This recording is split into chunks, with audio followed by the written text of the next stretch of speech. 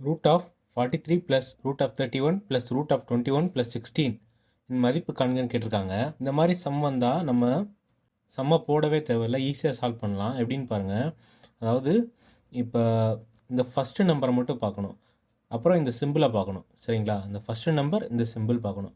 இதில் ஸ்கொயர் ரூட்டாக இருக்கிற வாய்ப்பாடு என்னென்ன வருமோ அதோட கான்செப்ட் தான் இது.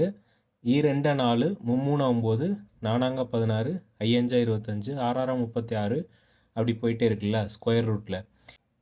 இந்த டேபிள்ஸில் வந்து இந்த ஃபஸ்ட்டு நம்பர் இருக்குது இல்லையா, இந்த ஃபஸ்ட்டு நம்பரோட அடுத்த நம்பரோட ரூட் என்னவோ அதுதான் ஆன்சர். அப்போ 6 36 அதுக்கப்புறம் வர்ற ஸ்கொயர் ரூட்டோட நம்பர் என்ன?